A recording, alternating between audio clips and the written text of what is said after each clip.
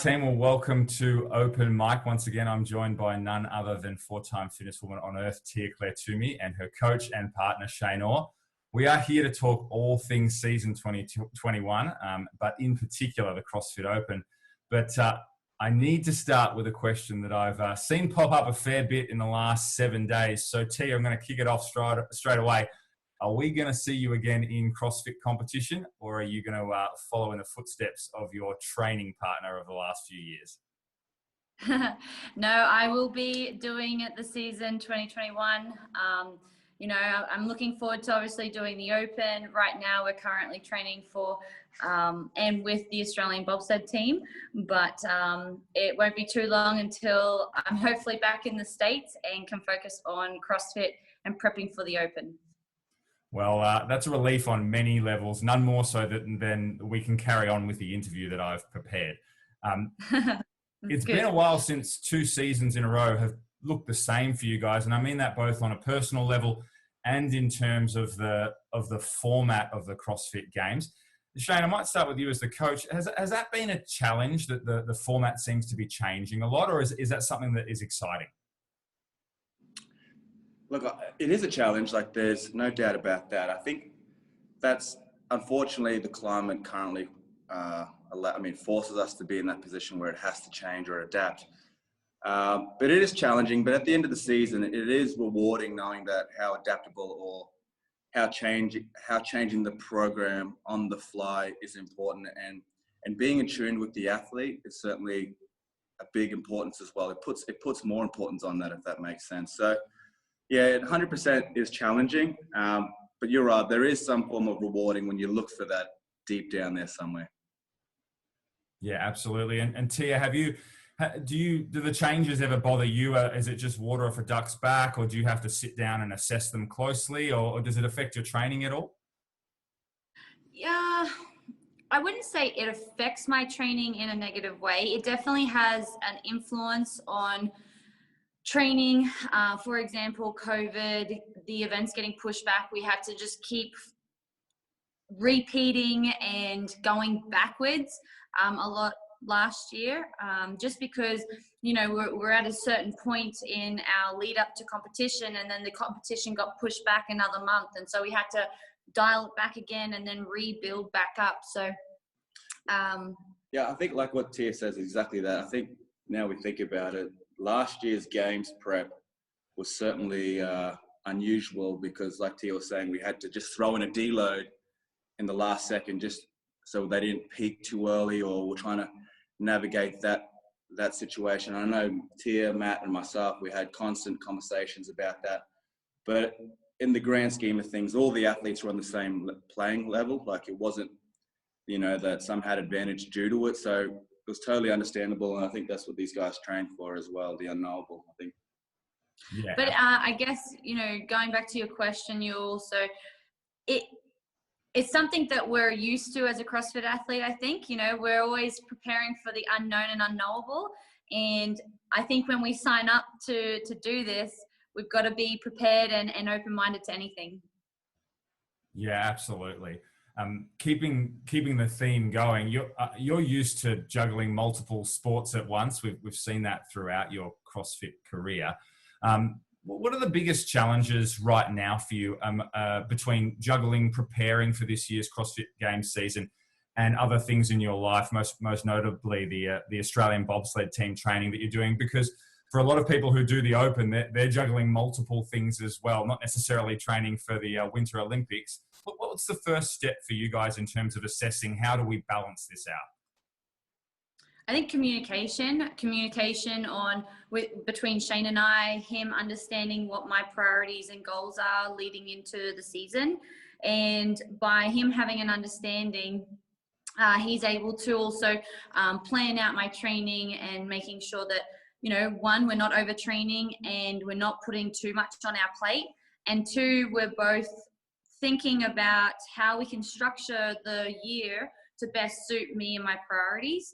And I definitely think that that's been something that because of weightlifting and CrossFit, and then, obviously balancing travel and training and everything like that in the past years as well, we've been able to practice and fine tune that as well. And I know that it hasn't been a negative effect. I think that if anything, I'm better or fitter than what I was this time last year. And, that's actually really exciting. We have definitely been focusing on more of my pushes and technique and learning the sport of bobsled. But by the time we get back to the States, if everything goes correctly and nothing changes, I will have enough time to get ready for the Open.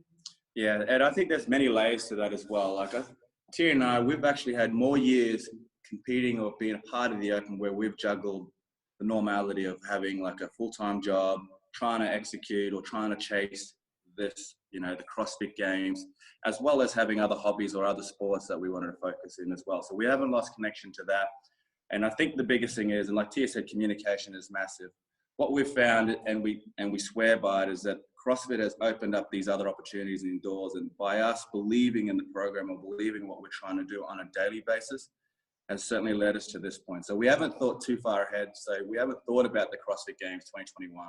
We haven't even, for that matter, we even try to reiterate it to the team here, the performance team at the bobsled. It's like, guys, we can't think about the Olympics. And Tia was raising this point to the team the other day. We can't talk about 2021 Olympics. We've got to talk about right now and trying to create processes or patterns that can lead us to that point. That's a byproduct. Right now, we just got to focus on what we can control, and that's, doing the best we can currently. And I think that speaks volumes to everything that we're talking about on the grassroots level, because that's where we were. We were early on, we were thinking we've got to get to the 2016 or 2017 CrossFit Games, and here we are in 2014. Fortunately enough, we learned that along the way that wasn't the right approach. We had to obviously execute the Open, the regionals at that time, and then hopefully make it to the Games. But again, bringing it back, that we just had to be conscious of on a daily basis, just doing our best, believing in the product, believing in your affiliate and the program based around that, and then just going from there. Yeah, I think that's really great advice. And I know a lot of our affiliate owners will really take some heart from that you were able to balance, affiliate ownership as it was at one point with those other goals. Now, Shane, you mentioned 2014. Tia, I pulled up your results from the Open from many a moons ago. And I saw that in your 2013 Open, you finished somewhere in the high 2000s in the world. And then in 2014, you took a big jump. You finished 20th in Oz and qualified for regionals. And then, of course, 15th was your first year at the Games. Does the Open still get you as excited these days as it did back then when you were sort of on the cusp of things like regionals and qualifying for the Games? Yeah, absolutely. It's a time where communities and everyone around the world gets to come together and share something very special. It doesn't matter what fitness level you are, when you started, what you're capable of doing. It's really about, everyone who's just trying to get better, coming together and celebrating fitness and challenges, really. And I haven't lost sight of that. It's something that is not necessarily a priority in terms of performance. I just have to ensure that I'm doing what I need to in order to qualify to the next stage. And I've just had that approach every single time. I don't want to be, I guess the way I look at it is I want to be peaking and ready when it comes to the CrossFit Games. I don't want to be peaking too early. And so for me, it's more about the community that I'm surrounded by and sharing that with everyone, as well as putting my best foot forward and doing my absolute best as well. So are we expecting you, I know you said that, and obviously almost everything depends on things going well at the moment, but are we expecting you to be in the States for the Open in a few weeks' time?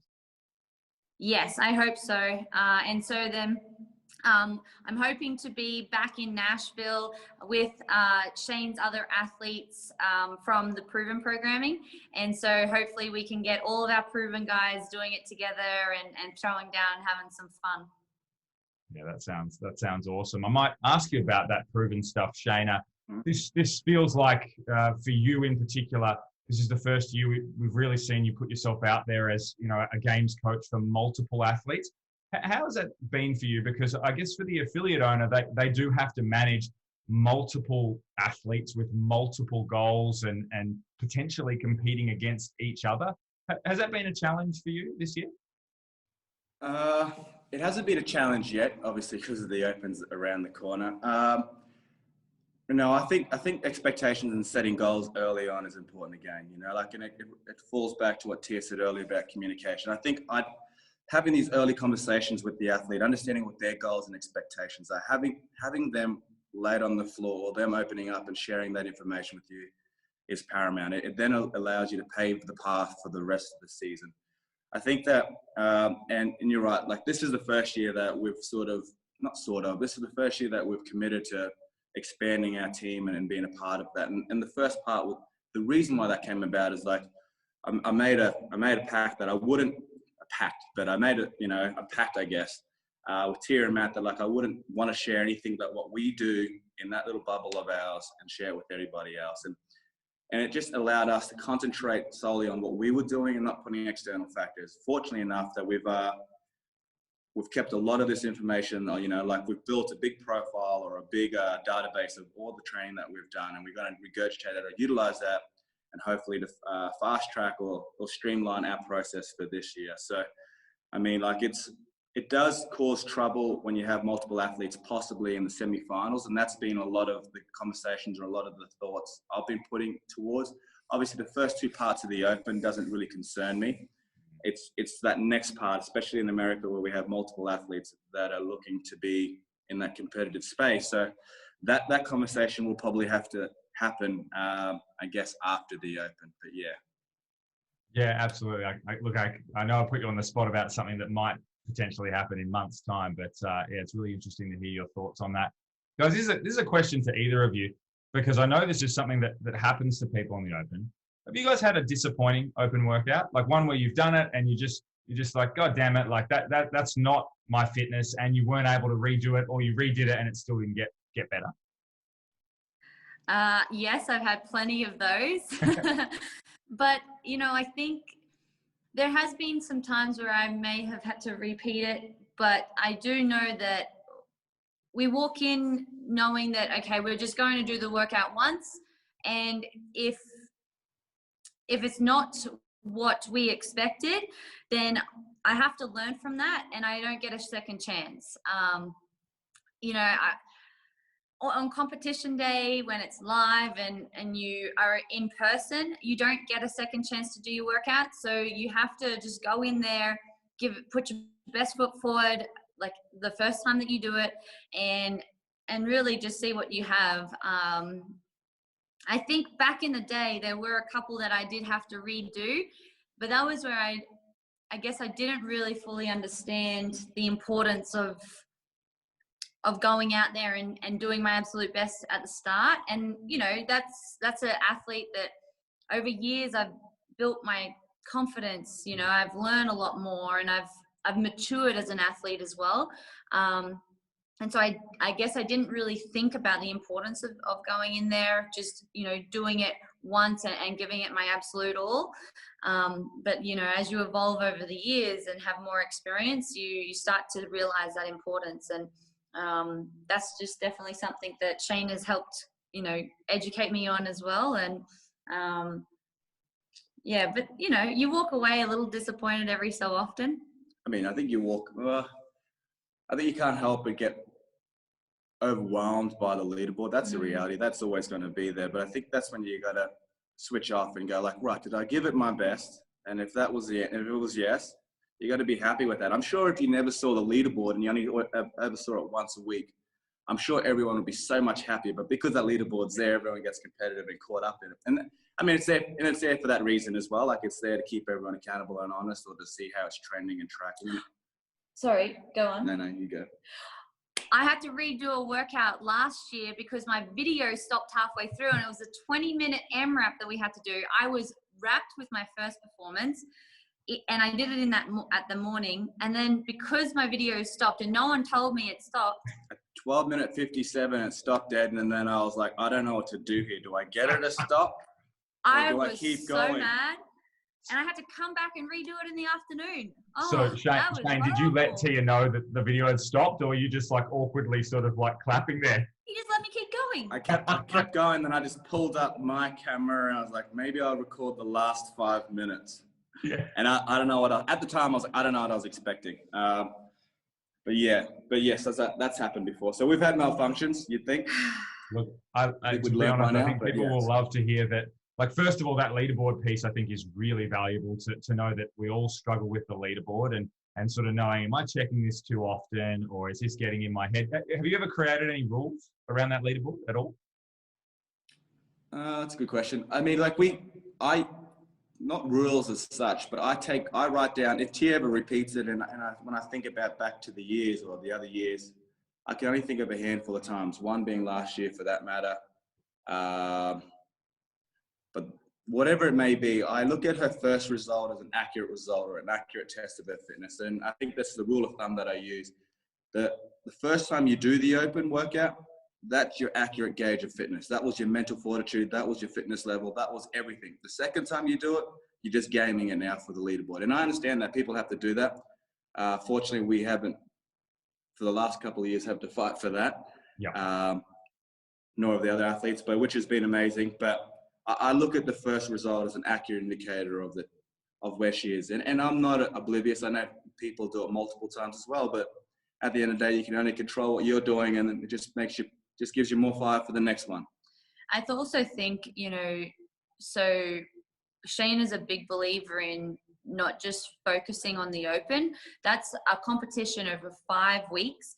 And if you're solely focusing on your performance over the weekend for that one particular workout, the fitness that you're losing throughout that time, because you're constantly having rest days more than often, you're tapering more, and over the course of the 5 weeks, you tend to lose track of your training and you building and growing as an athlete, and that's something that we're also very conscious of. I mean, it's a very long competitive season for some people to be competitive over a span of 5, maybe 6 weeks, like the week before or whatever, the taper for it, on the body or toll on the mentally. That is a lot for those that get consumed or overwhelmed by it. I think that's my task or my role, or even for affiliate owners, to navigate that or to keep it simple enough for the athlete or for the community not to get absorbed by it. Keep the training plan as you envisioned it. You'll see on the leaderboard that there's a shift. You'll see people doing really great week 1 and 2, and then maybe 3, maybe 4 or 5, they'll start dwelling or dropping off. And maybe it wasn't their workout, but it was also a factor that they've been resting throughout the week, repeating those workouts 3 or 4 times. And I think, honestly, just stay the path, believe in your programming, believe in the affiliate. They've sat down for many, many hours trying to create a plan for that you guys to succeed. So I generally swear by that. The affiliate owners have the athlete's intention, the best intention for the athlete. So that's what I'll say about that. Yeah, absolutely. I think all affiliate owners certainly do. Just lastly because I think that's a really interesting one about redoing the workout and then almost having too much volume from one workout to almost feel fit enough to do the next one. Do you guys notice the upping in intensity during the open, or is that just something that you're so used to, the games floor and regionals floor? But for a lot of members of a gym, the open workouts is just another notch of intensity. Do you guys still get that feeling, or not necessarily? Yeah, I don't do the open. So I don't do as much. I was going to ask you if you're doing the open this year, Shane. So I guess this is directed at Tia first. Do you notice the feelings, Tia? Do you feel like it's another notch up? Like as in throughout the weeks, or just like each open every year is just that much harder? No, as in, I guess the open workouts, when you do them, can you feel that there's a different intensity to them to just another regular training day? Yeah. Oh, of course. Like talking about that leaderboard, as soon as you know that you're going to be on a leaderboard, or you're fighting for a spot, there's always that level of nerves and emotions because you care, and I'm very competitive as well, but I also can't lose track of what the main goal is. And, I try and embrace that. I try and utilize that to the best of my advantage so that I can, go out there do my best in that workout and treat it as a training day, but also to utilize those emotions that you do feel, because you know that this is an important workout as compared to maybe the week prior when you had Shane programmed a workout and it was like, okay, this is for training and it's not necessarily going to, be out there for the world to see. And I also think that, a lot of athletes around the world, they know that, okay, look, if they do really well in this workout, the world will see it. And so also knowing that as well, it makes you put a little bit more effort into it as well. But, Friday Night Lights, when you have your whole community there cheering you on as well, that also creates the environment and the atmosphere. And you don't always get that in training as well. Sometimes you're just by yourself with or without music. And so this year, though, especially with people being in lockdown, it will be really interesting to see if people can still feel that. But, I'm sure the CrossFit community gets behind so much where we'll still make it special no matter what. Yeah, I agree. Hey guys, I'll wrap it up, but I have one last question, which is somewhat in jest, but there's meant to be a serious tone to it. Tia, the Open is about the community and supporting other people doing the Open. Not everyone has the same goals as you. How hard do you press Shane to do the Open for his own goals and get behind him and judge him and give him some, ride him in the last few minutes of a long AMRAP? Well, we've had a few back and forths before where I've had to no-rep Shane a few times. She no-reps me a lot. And I'm like, there's no way. I need a video. Where This does is he my come up short? chance to get back at him, guys. You don't Where does he come up understand. short, Tia? What movement? The stuff that he puts me through on a yearly basis, the Open is where I get him back. And I have 5 weeks of revenge. And so I make sure he gets in and does that so that I can... no way. I refuse to get her to judge me these days. Let's just say some people have worried about our relationship throughout the Open. Well, Shane downplays how good an athlete he is. I know that. That's not true. I'm blushing. So I can imagine that every now and then you might put a score up and Shane might think, well, you know what, if I put on a good effort here, I might be able to get this. So then that's your chance to just make sure. Yeah, as long as it doesn't have burpees. I got a few kryptonites. I got a few, a few weaknesses, but I don't like to concentrate on them, Ed. I'm just I've got many areas to improve on. That's how I look at it. Well, guys, it's been an absolute pleasure having you. Is there any messages that you'd like to send to the CrossFit community before I let you go? Because I know you guys got a busy schedule. No, but I just wanted to, wish everyone luck, especially all of our proven members. Good luck throughout the Open. You guys know how to reach us, and we'll be following you along on your journey. But I just hope that everyone has a really good time, and we embrace this Open because I know that a lot of us have been going through a lot with this COVID pandemic. So it's time for us to help and get beyond, or together to move forward. Yeah, guys. All I'd probably want to add on that as well is the CrossFit Open does heighten your emotions, but it is awesome, guys, to discuss and talk about it with amongst your community, to have that camaraderie, to have that. Have those stories where you had someone judge you and cheer you on at the same time. They're thrilling. Honestly, the best parts of owning an affiliate, I fall back to the Open and thinking about what we created around there. It strengthens the community, and I generally swear by it as well. And I hope you guys feel that even through this period of time as well. Guys, we'll let you go. Thank you so much for your time today. No, thanks, Ed. Thanks, Bye. Mate.